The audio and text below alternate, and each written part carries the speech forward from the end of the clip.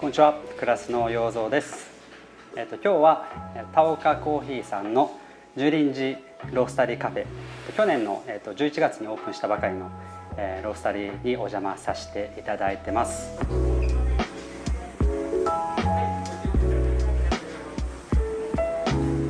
田岡コーヒーさんは8月のクラスの定期購買のパートナーロースターとしてコーヒーを提供していただく予定で、今回3度目のこういった形で一緒にやらせていただく形となります。で、1回目が苦楽園をフィーチャーさせていただいて、はい、2回目が神戸岡本、はい、で3回目がここ新しい樹林寺のロースタリーっていう形で、結構田岡コーヒーのさんの成長とともに僕たちをなんかフィーチャーさせていただいているのですごく嬉しく思っています。田岡コーヒーさん自体も結構本当になんか僕自身はすごく思い入れがあるなんかパートナーロースターとしてやらせていただいて、田岡さん個人的にもそうですけれども、クラス京都が一番最初に開いた時、他のロースターさんのコーヒーを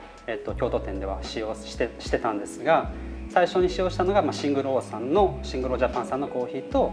田岡コーヒーさんのコーヒー、本当にエチオピアのイルガチャフィのナチュラル、はい、でちょっと深入りのダークローストのものがすごく僕個人も印象的ですし、結構その最初からいるスタッフも、エチオピア美味しかったよね本当ですかありがとうございますっていう形で、はい、抽出の、ちょっとアドバイスとか、そういうレシピとかもちょっと提供していただいたりとかして、はい、今でもそのちょっと深入りのものとかで、抽出する場合結構田岡さんのやつをベースにして、あれからいろいろ僕たちの方でも、はい、ちょっと変化加えたり工夫はしてるんですけれども、なんかちょっと迷った時に田岡さんに教えてもらったやつ、はい、ありがとうございます。ハリオでやらさせてもらってます。今回その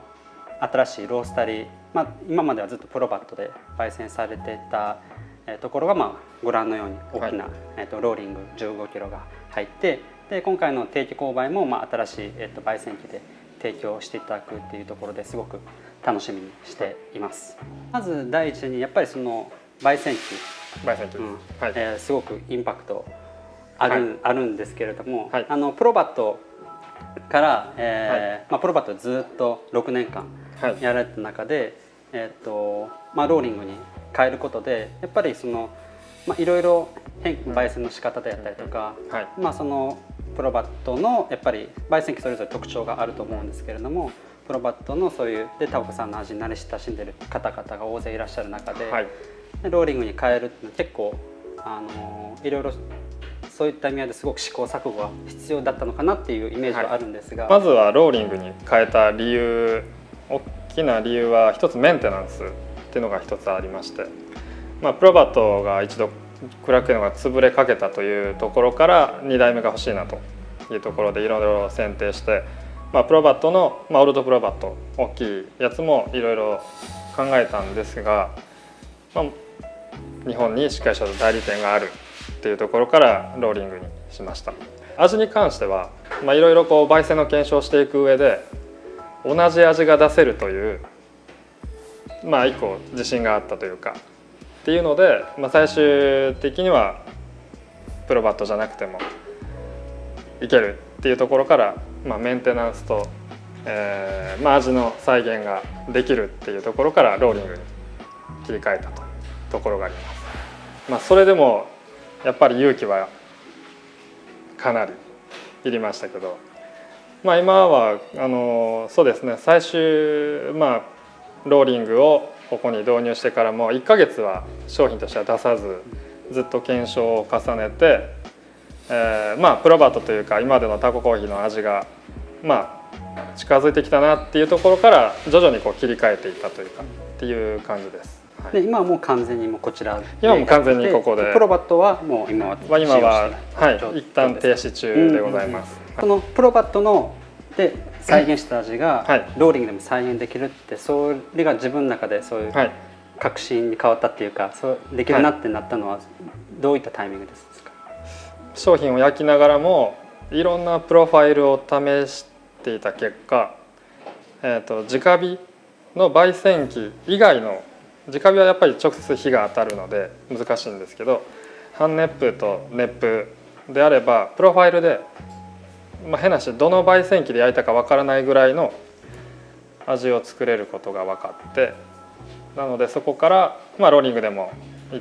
何度かこの代理店で焼かせていただいて、これはいけるというところでこれに踏み切ったという感じです。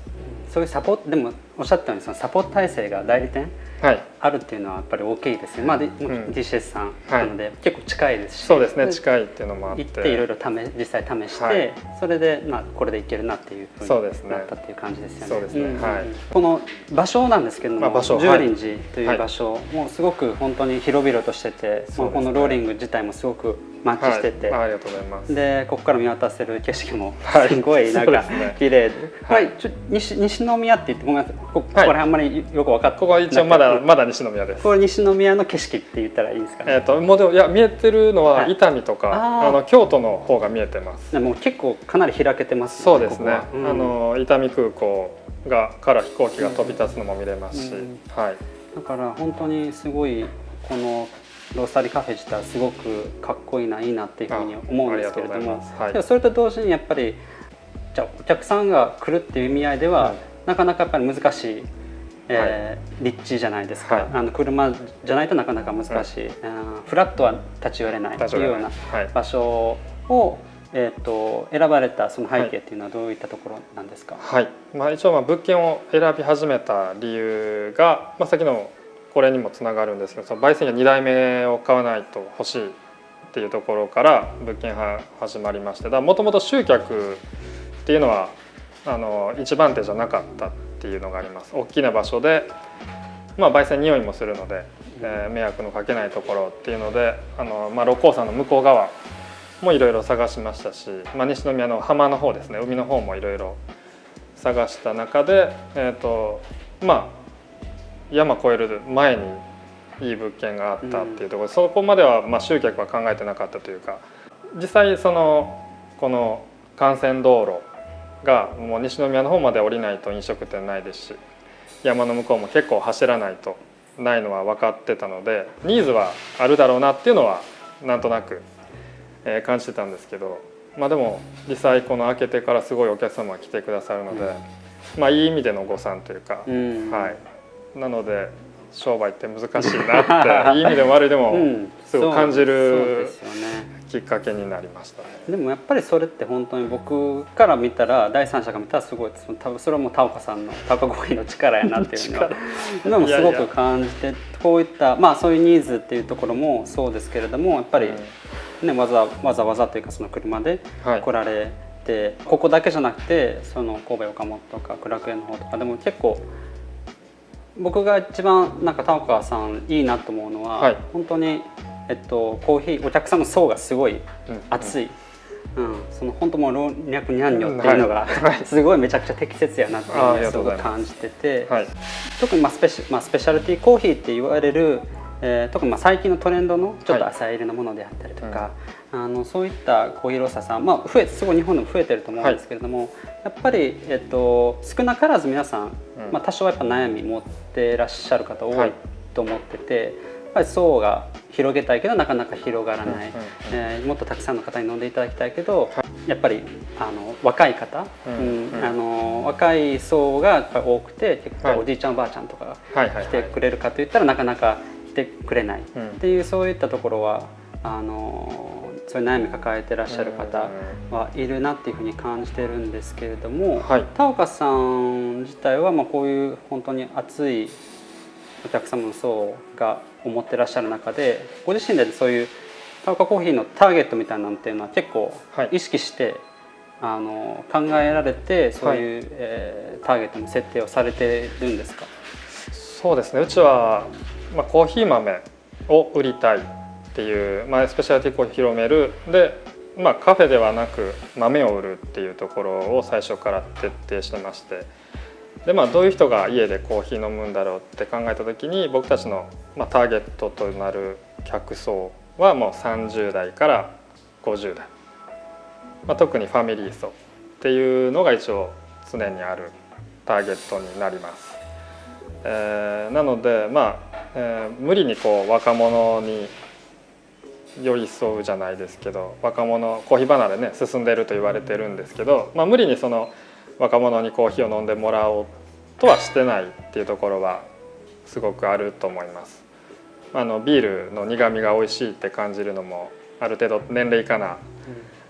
あかんところもあると思いますし、なのでコーヒーはだから自然にそういう30過ぎたあたりから飲み始めるんじゃないかなと思っているので、無理にこう裾野を広げようとは思ってなくて、なので実際家でコーヒーを楽しむ年齢っていうところに、デザインもリッチもあと味作りですねもその辺を見据えて作ってます。最初のその、苦楽園も、本当今おっしゃったことがすごく形になって、最初からそうなってた、立地であったりとかもそうですし、その販売の仕方、豆売りを中心にされたところとか、それも本当に結構最初からそれはなんかブレてないなっていうのは僕はすごく感じます。ありがとうございます。ブレてないですかね。はい。そのコーヒーお客様の層に合わせてもあると思うんですけど、やっぱりコーヒーの種類もすごくセレクションも多いじゃないですか。比較的やっぱり10種類以上常に持たれて販売されて焙煎されてると思うんですけれども、そこの一つ一つの仮に例えば一個一個のプロファイルをめちゃくちゃ細かく設定して、このコーヒーはこの時に火力はこうでガスこうで回転率こうでとかしたらもちろんキリがないと思うんですけれども、でも、それと同時にやっぱりコーヒーそれぞれの特性とか一番おいしく焙煎できるプロファイルはあると思うので、そこの落としどころと、あとは今ごめんなさい、焙煎自体も田岡さんだけ、ご自身だけじゃないんですよね。僕ともう一人焙煎師がいます。なんかそのスタッフさんと一緒にやられてる中で、そこら辺のプロファイル決めっていうのはどういうふうな考えで決められてるんですか？そうですね。さっきのターゲットの、味のところにも直結するんですけど、甘さっていうところにフォーカスを当ててます。なので、生豆を選ぶ段階からやっぱり甘さっていうところをフォーカス当ててまして、で焙煎もなのでもうトゲトゲしいも個性を出すではなく、やはりバランスをとって甘さが一番引き立つプロファイルと、あとその豆それぞれに合わせた焙煎度合いっていうのを心がけてやってます。甘さがうちの一番のキーワードかなと思います。その甘さが引き立つコーヒー、ぜひ次のその定期購買の、として、豆提供していただくのすごく楽しみにしてます。僕たちも大切に、日本国内そして海外、すごくたくさんのメンバーが待っているので、ぜひよろしくお願いします。ありがとうございます。今日は本当にありがとうございました。ありがとうございました。